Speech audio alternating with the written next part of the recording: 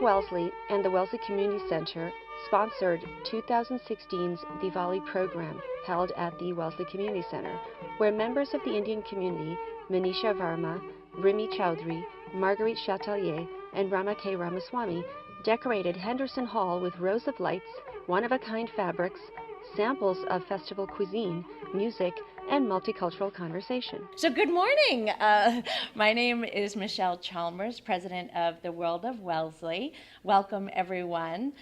The World of Wellesley is a nonprofit organization that has been part of the Wellesley community for over 27 years. Our mission is to make Wellesley a welcoming place for everyone, and we do that through events and programs, and we are always looking for ideas. We are always open to hear many voices in our community, and we ask you to reach out to us at any time at worldofwellesley@yahoo.com or find us on Facebook. So we have been planning this event actually for about a year. We've been talking about, ever since the Heritage Festival that the Fisk families do every year. We wanted to really highlight some, obviously, traditions and celebrations that we are learning about as our community, thankfully, becomes more diverse, as more people come into our community from different countries and cities and places around the world. And so we're really excited to have this opportunity today to talk about and learn about and celebrate Diwali, which is a 5-day celebration, which you'll learn about shortly with Manisha's slideshow. And it's a beautiful celebration, a festival of lights that highlights the Hindu New Year. And so we're really thankful that everyone is here today and enjoy the show. And we want to thank Manisha for coming and for putting this together. We want to thank Rama and Rimi and Marguerite, just wonderful women who live in the community and have children at the schools. And so definitely want to thank them for coming and putting this together, and enjoy.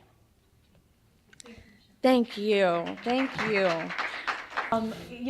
Rama, myself, and Rimi, we were very lucky to put this together, but I do apologize. It's on very short notice. So even as so much as the presentation that I'm about to show you was presented at Fisk Elementary School here in Wellesley by my 4th grader. I took it from him. So I plagiarized off of my 4th grader. I'm very proud of it. So some of the images may not align, and it may seem like something for an elementary school child, but the children were so engaged in this presentation that the principal actually asked if we could do it for the entire school next year. And I was even more proud because I have 3 children, and they are all born and raised here in Wellesley. I have a 4th grader, a 2nd grader, and a 4-year-old child who will be in kindergarten. So they were proudly speaking about their heritage and their ethnicity to their classmates, and I really enjoyed it. So I decided to bring it here to you. So this is just a simple question, but I think we might know because we're all adults here. But where is India on the geographic map? So Milan, Rimi, you can just press the button. Milan had asked his classmates to locate Asia. And if you notice, India is a large country in southern Asia. It has what we call a long tail that sticks out into the Indian Ocean. And one of the questions he asked is, what color is India? And I think we know where it is here, but here we have what we call a long tail, that is the color orange. And India is actually very diverse. Even I came when I was 11 to this country, and I don't know nearly more about India than I should. I would love to know more. We have many languages. If anybody knows how many languages we have, I'd love to hear it. I think about 21 or so. Yes. Over 1,000. Yes. Yeah. Over 1,000 languages. So I often when I went. It's, yeah, official maybe around there, but I do always kind of make a distinction that if we were to go from here to New Hampshire, at least we speak the same language. In India, it's often not the case. We have so much diversity in our mother tongues and in the way that we dress even. that it makes it a very diverse country. So again, the Republic of India, location in South Asia. The capital of India is a city, New Delhi. The official language is Hindi, which is my mother tongue, and English. English, because the British ruled in India for quite some time, so many of our textbooks and the things that were taught in school are in the English language. And many children are fluent in English in India. The currency is the rupee, and currently, and this is as of I think a few weeks ago, 67 rupees is $1. One of the questions he asked his elementary school kids is, how many rupees would I have if I had $4? 268. Thank you. That was quick math. That was very good. So although we think that 268 rupees might be a lot, it actually, the power of inflation is quite high there also. So it can't buy you as much as we think it does. So here's a map that Rama had gladly given us, but it shows the different states of India. There are farms. There's a lot of farming industry in India. There is quite a lot of mountainous regions in India. There is the coastline, which is surrounded by either the Bay of Bengal, the Arabian Sea, or the Indian Ocean as well. So you have a lot of different climates also within India. The northern India, where Jammu and Kashmir is all the way at the top there, and where the purple is, you actually, that's one place in India that you can go and you would actually see snow, and many people go to vacation there because a lot of the other regions in India are quite hot. Because it does fall below the equator, so you do have that temperature that can rise quite high. This is an outline map of states. I think we were thinking of printing this out and having people color it. So we didn't get there yet, but maybe next year we'll do that. So again, India is a large country in southern Asia. It is separated from the rest of Asia by the Himalayan mountains. Because it is so big and cut off from the rest of the continent, it is called a subcontinent. And to the south of India is the Indian Ocean. India is the 7th largest country in the world. It has deserts, jungles, mountains, forests, and farms. The major rivers are the Indus River, the Ganga River. Big cities include New Delhi, Calcutta, Bombay, and Bangalore. One important distinction that I probably want to make here is New Delhi remains the same. The name is New Delhi. Calcutta was a name that was given by the British. And now, the rule has been reversed, and Calcutta is no longer known as Calcutta, it's known as Kolkata, which is the original name the city had. Bombay is no longer known as Bombay, it's known as Mumbai, which is, again, the original name that we had. And Bangalore, I think, kept the same. India has half as many states as 58 states. How many states are in India? 29. You're good. Again, another visualization of the map here. And feel free to ask questions as we go along. It's a very informal presentation.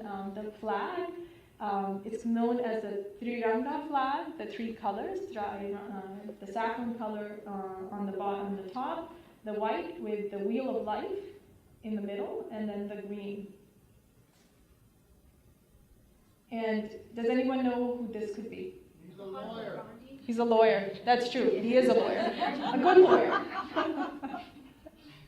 He didn't make a lot of money, though.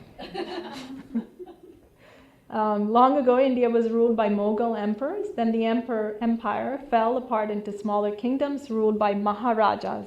The word Maharaja means big rulers. Maha is the word for big, and Raja is the word for king, so big kings. By the 1600s, Europeans had come to India for trade, for Indian spices, silks, cotton cloth, and tea. And those things predominantly that still remains in India. The textile industry is very flourishing still in this day and age. In fact, we have a sort of a revolution in India going on to help the smaller farmers. There has been quite a hit that the small farmers have taken, as well as the textile workers in the villages have taken. So there is a lot of movement that's going forth to bring them back to being able to provide for their families again.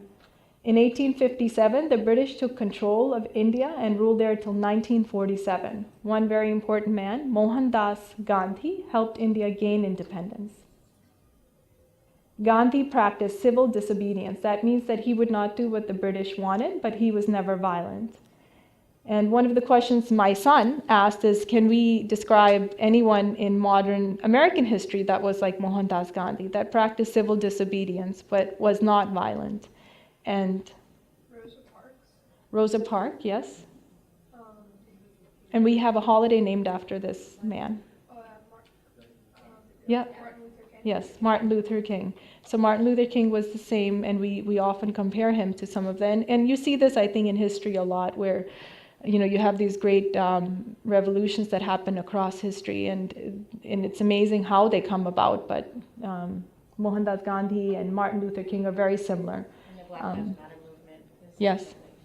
obviously the same type of, Yes, yeah, it is. So and he's there's a lot of those peaceful protests that we can find across history. One of the famous monuments in India, my children for the first time visited this last year. Since they were born here, it was hard for us to take them all three at once, so we did visit the Taj Mahal. The Taj Mahal was built at about the same time the pilgrims were landing at Plymouth Rock. The Taj Mahal was built. That was almost now 400 years ago. They say that it took over 10 years to build. I would imagine that it probably took longer than that. It's always under construction, I think, as far as I know, whenever I've been there. There are the four pillars that actually surround it. You can only see the two pillars, one on the right and the left. There's two in the back also. And just a little tidbit about the architecture, which I learned when I was there. Actually are not straight. They kind of lean in towards the Taj Mahal, and that was to help it in the event of an earthquake or something of that sort, so that these pillars could stand. And it's amazing that people actually thought of this, 400 years ago. But, the Taj Mahal is near Agra, the capital of India. And the story behind Taj Mahal, I see my son has come, my fourth grader, who actually presented this. So hi, Milan. It's good you did your mom's homework. Yes.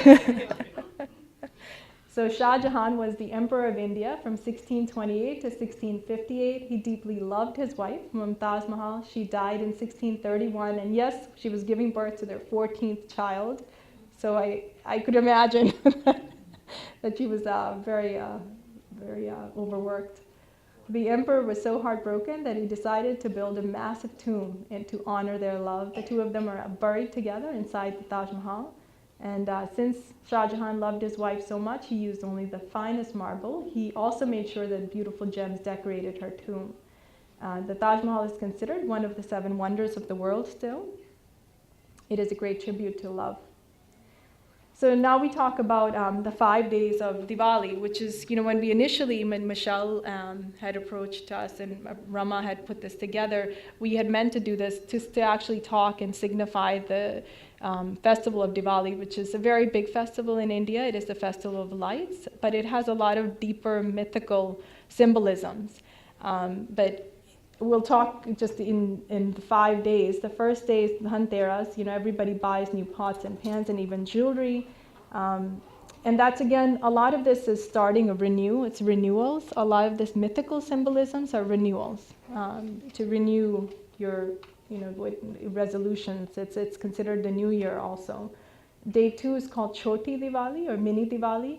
Everyone makes rangoli and food. Rangoli, we'll talk about that. Rama has provided some really nice photos of rangoli. Rangoli is an art form in India that's probably, it's still kicking. I mean, lots of people still do it pretty well, but it's used by powders or food like rice and grains, and you color or you make a picture in front of your doorstep of either an animal or a flower using those powdered colors or those foods. And we'll show you some photos, but Choti Diwali or Mini Diwali, you would do a lot of this to decorate your homes or the doorsteps of your homes.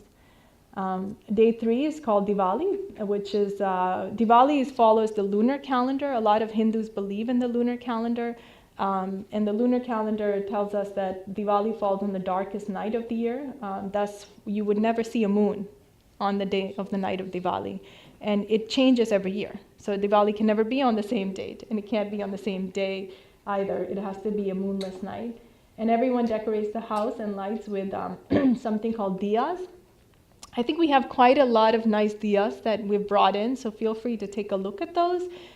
They're modern day diyas where we buy them at stores and we pay quite some money for them, but in the villages people spend days making them, and there's lots of artisans that make these out of clay. Can you go back just one slide? Sorry. So day 4 is Diwali, which also marks the beginning of the new year. In some parts of India where the Hindu Vikram Samvat calendar is popular, merchants and shopkeepers usually close out their old year and start with a new fiscal year. And day 5 is known as Bhai Dooj, which celebrates the sister and brother loving relationship. And again, it ritually emphasizes the love and lifelong bond between siblings.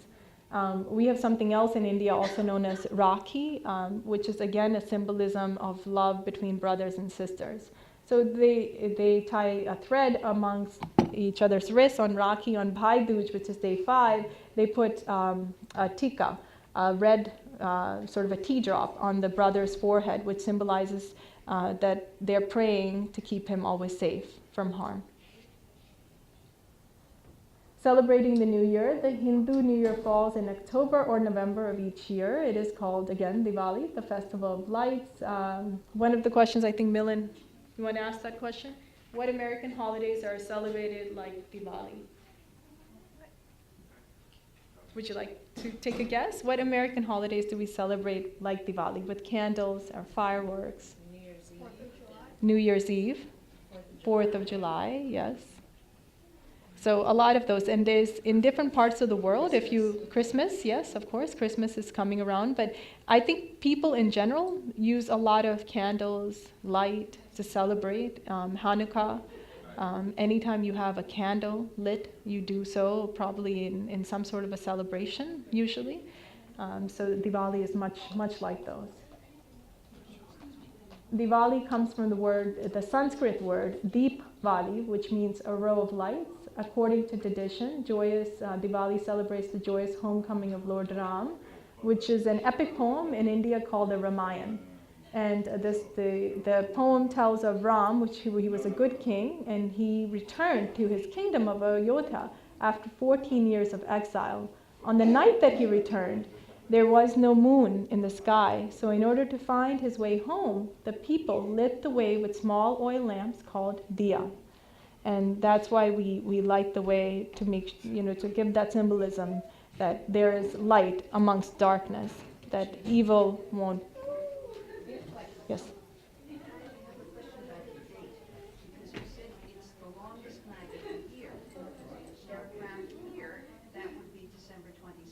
The darkest night of the year, sorry. Darkest night. Not the longest, that's the Yes, the darkest night of the year. So I think astrology-wise, it's a moonless, or when the moon cannot be viewed.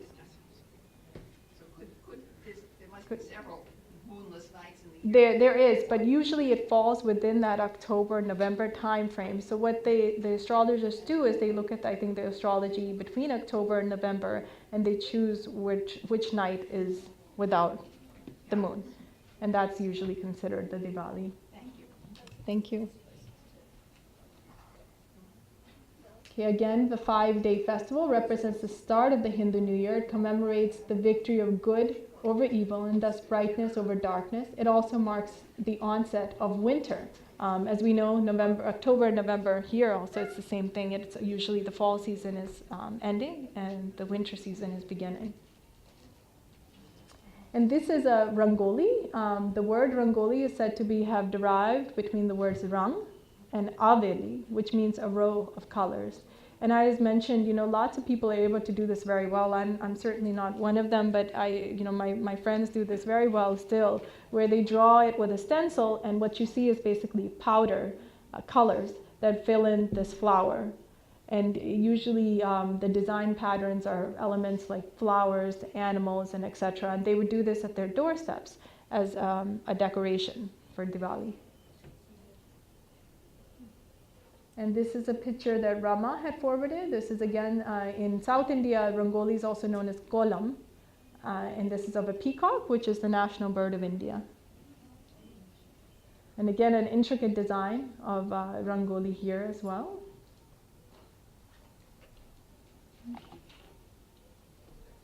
More.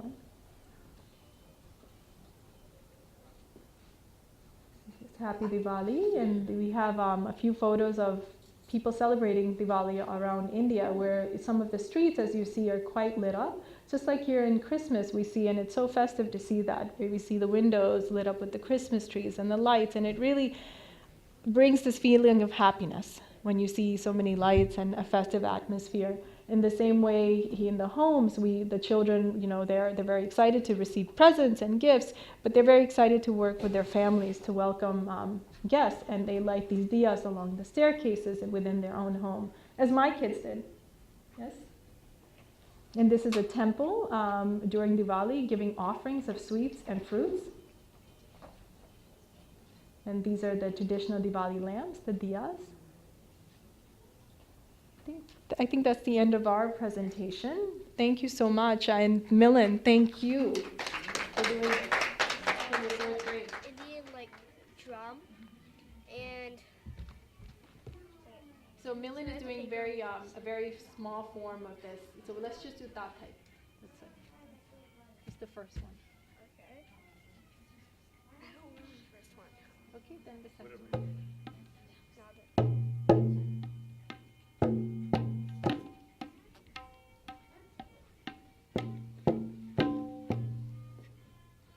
That's good enough. Here we have our model, Vinita Sharma. She's volunteering for a sari-wearing demonstration. Although silks are abundant throughout India, different geographical regions boast indigenous and unique silk weaves and patterns. The sari Vinita is trying on is a printed silk. It's very lightweight, soft, and very comfortable to wear. Indians celebrate with family gatherings, glittering clay lamps, festive fireworks, strings of electric lights, bonfires, flowers, and the sharing of sweets. Some believe that Lakshmi, the goddess of prosperity, wanders the earth looking for homes where she will be welcomed. Therefore, people often open their doors and windows and light lamps to invite her in. Over the centuries, Diwali has become a national festival that is enjoyed by most Indians, regardless of faith: Hindus, Jains, Buddhists, and Sikhs. Diwali is traditionally celebrated for 5 days. On the first day of Diwali, people consider it auspicious to spring clean the home and shop for new clothes, jewelry, and kitchen utensils. On the second day, people decorate their homes with clay lamps and create design patterns in the north called rangoli on the floor of their houses using colored powders or sand. And in the south, they have kolam designs. These are patterns which are made in a similar design, but with rice flour.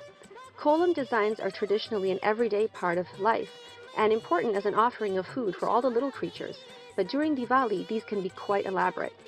The festival gets its name from the rows of clay lamps that Indians light outside their homes to symbolize and remind them to nurture the inner light that keeps them from spiritual darkness.